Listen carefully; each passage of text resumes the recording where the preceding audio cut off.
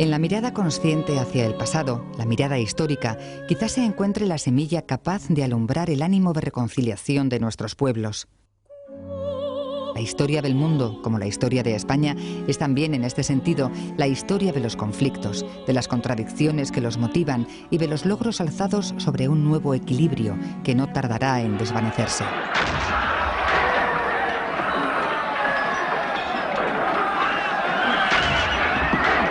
Los cambios sucedidos en Francia a partir de la Revolución Francesa suponen para España y para los denominados ilustrados la realización de sus calladas aspiraciones. Coincidiendo con la proclamación de Carlos IV, evento que anuncia la culminación agónica del antiguo régimen, estos intelectuales reformistas ven en la realidad convulsa del país vecino la excusa perfecta para poner en práctica sus criterios racionalistas, partiendo de la reforma de la monarquía. El estallido de la Revolución Francesa, que es un poco el arranque de esta exposición, es fundamental en el devenir de la Ilustración española, porque hay algo que creo que ha quedado claro, pero que si no hay que insistir. Los ilustrados son reformistas, los ilustrados son gente que cree en el antiguo régimen, que son conscientes de que el antiguo régimen no funciona bien porque se ha quedado anticuado en muchas cosas. La sociedad ha cambiado, las necesidades han evolucionado, pero ellos lo que quieren es hacer una serie de reformas que permitan que la maquinaria siga funcionando.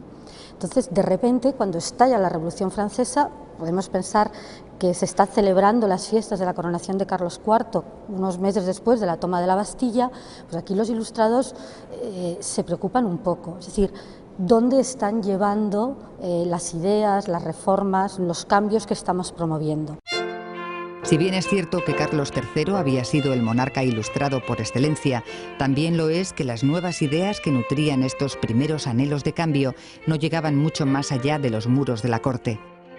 Estos nuevos ilustrados, a los que Carlos IV apoyó más por estrategia política que por convicción, defendían una voluntad de mejoramiento colectivo de la sociedad, que a pesar de los primeros avances en la industria y el maquinismo, se hallaba aún mayoritariamente sumida en las sombras del analfabetismo y la miseria. El espíritu del ilustrado es sobre todo un individuo que está preocupado es un individuo racionalista, lo determinante es el racionalismo.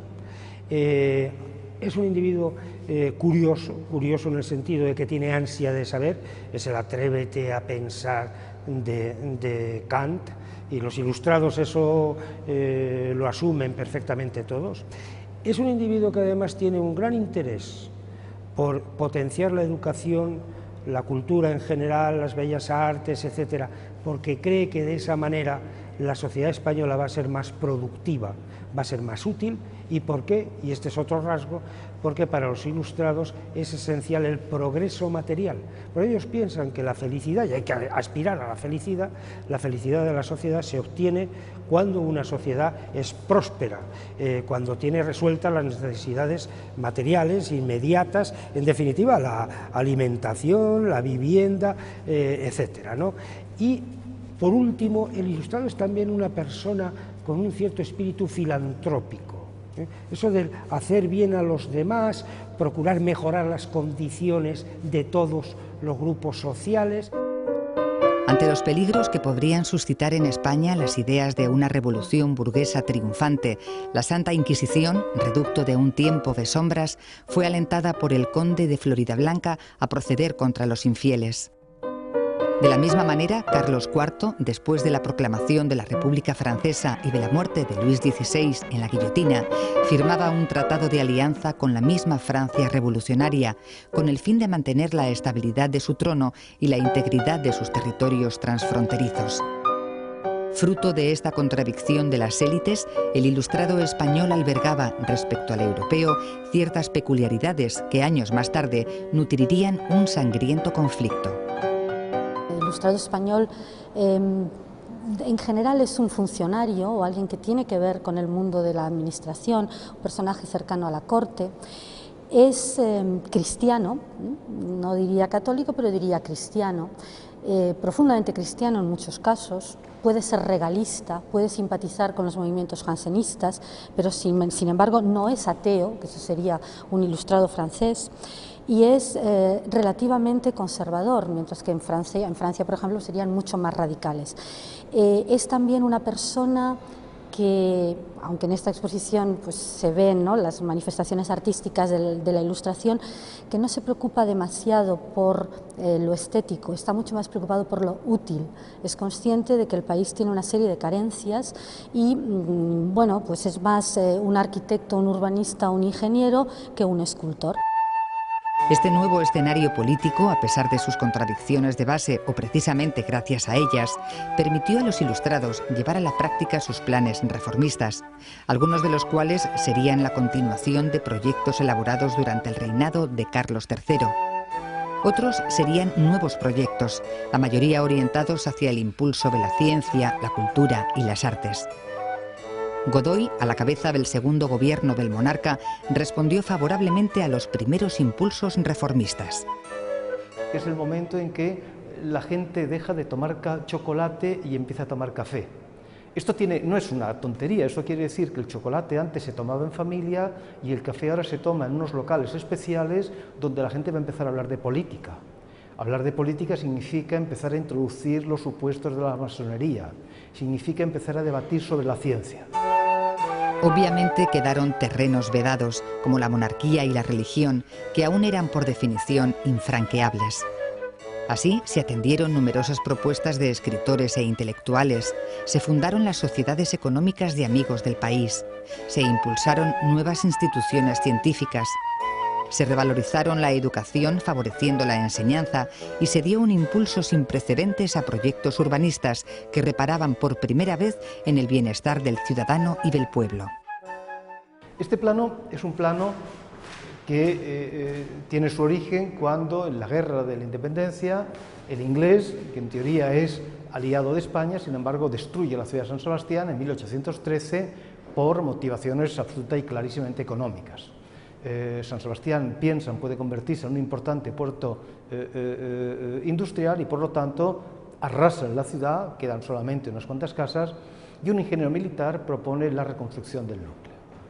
¿Qué es el plano? Si ustedes se dan cuenta, es un plano donde aparece una ciudad rectangular, perfectamente cerrada, perfectamente delimitada y donde se da una característica un tanto singular. Cada una de las viviendas resulta que tiene una doble ventilación. Cojan ustedes las que quieran, en una de arriba, de abajo, de en medio, la que sea, cada vecino tiene un idéntico tipo de habitación y de vivienda. Y al mismo tiempo se sustituye el concepto de lo que era la plaza mayor barroca, la plaza mayor donde está situado el ayuntamiento y la iglesia, etcétera, etcétera, y en su lugar aparece una plaza octogonal donde lo que se sitúan, lo que se definen son los equipamientos. Aparece la biblioteca, aparece el ayuntamiento, aparece la herrería, aparece la panadería, y eso es lo que configura lo que es el concepto del ágora. El viejo ágora clásica del mundo griego crea este sueño de ciudad definida desde la Ilustración. En estos años de reformas tan intensos como fugaces, se crea también el Colegio de Medicina de Madrid. Se fomenta el resurgimiento de la prensa, que Floridablanca había condenado solo unos años antes. Se publican numerosas obras literarias y el arte pictórico se hace merecedor del máximo respeto del monarca en la jerarquía artística. Estas vicisitudes históricas han quedado reflejadas de manera intachable en la exposición Ilustración y Liberalismo, 1788-1814, abierta al público en el Palacio Real de Madrid hasta el 11 de enero. Un esfuerzo sin precedentes por parte del Ministerio de Cultura, de la Sociedad Española de Conmemoraciones Culturales y de Patrimonio Nacional y de los 3 comisarios que han dado vida a esta exposición en las mismas salas en las que transcurrieron algunos de los episodios que marcaron este particular momento histórico.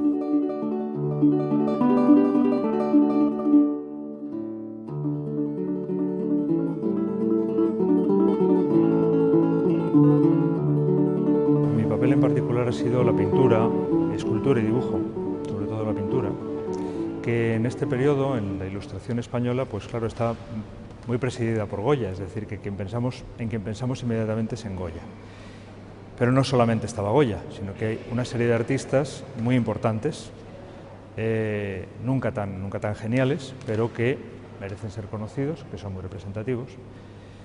Y bueno, entre ellos se podría destacar, por ejemplo, Antonio Carnicero, que es un pintor delicioso de cuadros de pequeño formato, y una serie de pintores como Agustín Esteve, por ejemplo, Zacarías González Velázquez, o pintores de esta misma época, pero extranjeros, como François Llegard, el retratista de José I.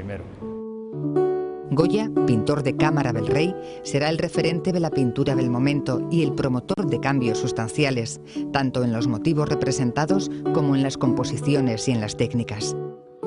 Las vicisitudes de la época le concederán el título privilegiado de testigo sordo de los fatales acontecimientos que se avecinan. Un periodo especialmente feliz para las artes, como periodo creativo, pero también como un periodo convulso desde el punto de vista del patrimonio, pero de la pérdida de patrimonio, pero un periodo en el cual se plantea la importancia de la conservación del patrimonio, de la gestión del patrimonio, el planteamiento de los museos por los ilustrados españoles que sirven a José, que quiere hacer un museo nacional, que también quiere regalar cuadros, y el resto de la sala cuenta eso, los cuadros que se querían llevar al Louvre, y algunos de ellos salieron, los cuadros que José regala a sus mariscales.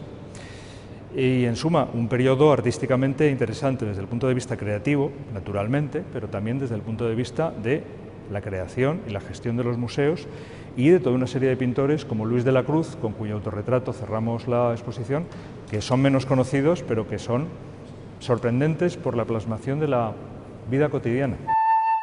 También en estos años se renuevan las actividades productivas mediante la transformación de las fábricas reales y el impulso de la agricultura. Se reactiva el envío de pensionados al extranjero. Se patrocinan expediciones científicas a América. La figura del ingeniero comienza a adquirir un valor casi divino debido a su capacidad técnica para controlar la naturaleza mediante el diseño de máquinas, de motores, de canales de navegación. El conocimiento que hay en España es exactamente el conocimiento que hay en los demás países. Es decir, ¿cómo llega ese conocimiento a España? Pues quizá para hacerlo divertido se puede contar, pues a través de los espías. Los espías no son señores que van a un cuartel a contar cuántos soldados hay ni cuántos cañones, son espías industriales, como James Bond. Son espías que se traen, por ejemplo, los grandes inventos del momento, se traen, por ejemplo, la máquina de vapor. Y hay alguien que vamos a dedicar gran espacio a la exposición, que es un canario, que es Agustín de Betancourt, que se trae de Inglaterra el dibujo, que no le dejan hacer, porque lo entiende y lo dibuja luego en su casa, de cómo funciona el motor de vapor de los tiempos. Esa ciencia española, o por ejemplo, Jorge Juan, que es otro espía importante, que se va también a Inglaterra a ver cómo funcionan las instalaciones militares, este conocimiento hace que España participe al día. Es decir, el oscurantismo ha pasado, el oscurantismo acaba en torno a 1750, 1770, ahora estamos hablando de un país que ya realmente sienta unas bases de pautas diferentes, ¿no? Y eso España tiene un absoluto primerísimo papel en la Europa de esos años. Eso es lo importante y eso es lo dramático, porque a partir del año 14 esto se acaba. No se olviden de una cosa, y es que en España existe una importantísima escuela de ingenieros de caminos, canales y puertos en el año fundada a finales del siglo XVIII, y que cuando llega Fernando VII se cierra la escuela de ingenieros de caminos y en su lugar se abre la escuela de tauromaquia. Eso va a ser el XIX. Pero a pesar de esta escalada reformista, que en los asuntos oficiales siguió siendo aparente, las noticias de Francia, que servían de inspiración a los reformistas españoles más radicales, estrechaban sin cesar los márgenes de acción de Carlos IV. Al otro lado de los Pirineos, la monarquía como institución estaba en entredicho y el pueblo, ignorado durante siglos, reclamaba sin pudor su acceso a la política. El miedo al contagio de las ideas revolucionarias crecía en la corte española e incluso entre los mismos ilustrados comenzaban a hacerse notar las incomodidades y las discordias. La crisis se acentúa en 1799 con el golpe de Estado del general Napoleón Bonaparte, que avanza en sus anhelos de concentración de poder y prepara de forma inmediata la reforma constitucional que devendría en las actas de Bayona. El popular Napoleón, que juraba favorecer los intereses de la nueva burguesía republicana, se erigió en 1804 en emperador de Francia. Entonces, en España, de forma casi inmediata, lo que hay es una marcha atrás. Había, eso también creo que hay que insistir, un reformismo relativamente tibio. La Ilustración española depende desde dónde la miramos, si la miramos desde fuera, comparativamente es poca cosa en cuanto al alcance y la profundidad de las reformas. Hay que esperar y ver qué pasa en la situación internacional. Entonces es un momento de frenazo. Y esto lleva a que dentro del mundo de los ilustrados empiezan a formarse dos bandos. Hay los que se asustan y que incluso empiezan a arrepentirse.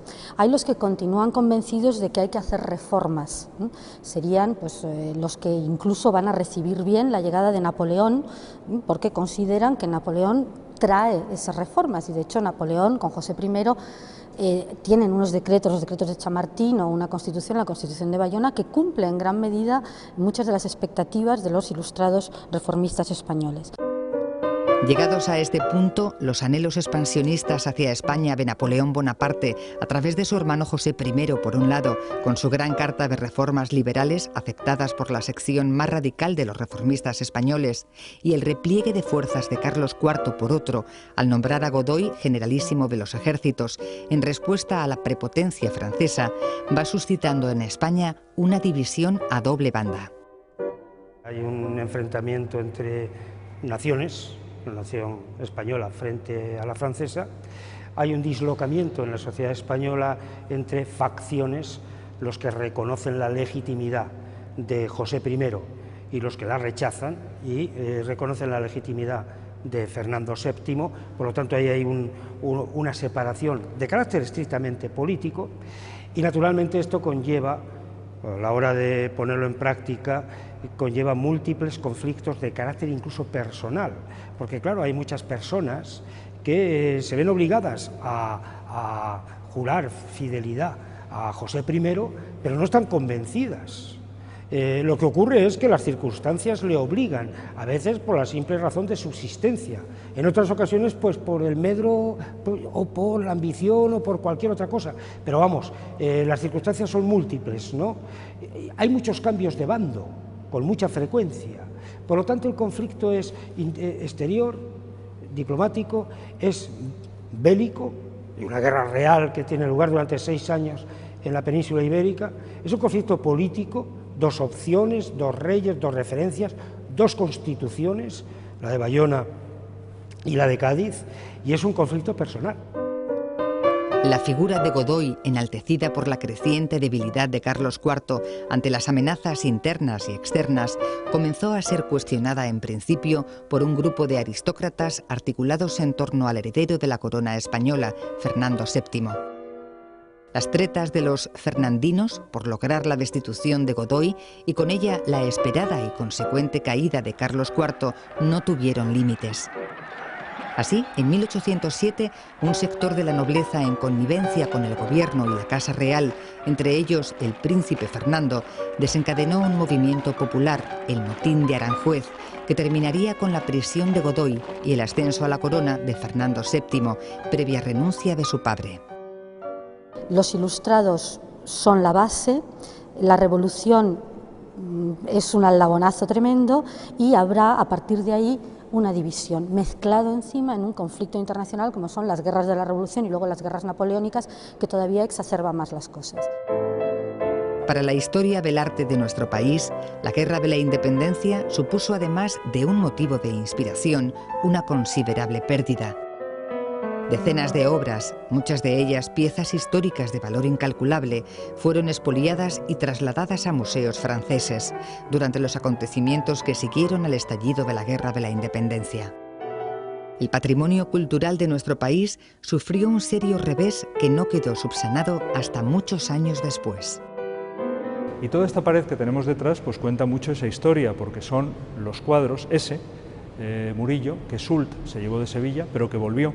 Pero, por ejemplo, las copias realizadas están arriba por un pintor español en ese momento, porque ya Carlos IV pensó en dar ese mismo golpe que hizo Soult, que fue llevarse los cuadros del Hospital de Sevilla, bueno, pues para recordar esa operación de Soult, pero otros cuadros, como por ejemplo 2 Mengs que Carlos III tenía en su dormitorio del Palacio de Madrid, y que se lleva José I en el equipaje del rey José, y que ahora se han vuelto a reunir en el Palacio de Madrid, de donde salieron en 1813. No habían vuelto a estar juntos, que son uno prestado y restaurado por English Heritage, cuya colaboración queremos destacar, prestado para esta exposición, el San Antonio de Mens, y la Inmaculada Concepción, que ha sido comprada por el Estado en este año para Patrimonio Nacional y que por lo tanto son dos vueltas de pintura muy importante y muy influyente en los pintores españoles de la época de Goya, como este mismo pintor Cortés, que hace estas copias de Murillo que tenemos detrás colgadas en alto. Son copias de Murillo que están únicamente, precisamente en alto, como guiño a los cuadros que Soult se lleva y que no vuelven nunca a los originales, mientras que la Santa Isabel de Hungría sí vuelve al original, porque Soult se quiere congraciar con Luis XVIII regalándole el cuadro, lo hace, el cuadro pasa al Louvre. Fernando VII, por lo tanto, le puede decir y le dice al rey de Francia: primo, ese cuadro para acá, y el cuadro vuelve. Convertido en emperador, Napoleón Bonaparte, cómplice evidente de la caída de Godoy y de la pérdida de popularidad del monarca español, refuerza sus exigencias a España. Entre sus planes inmediatos de colaboración estaba en primer lugar la guerra contra Portugal, a la que Carlos IV siempre se había negado. El Tratado de Fontainebleau, que firmaba en 1807 la unión de fuerzas de Francia y España contra Portugal, permitía a Napoleón introducir sus tropas en tránsito en el territorio español. Cuando la maniobra del emperador se hizo evidente, ya era demasiado tarde para una solución que no fuera el levantamiento armado. España se sumía entonces en una de sus etapas más siniestras.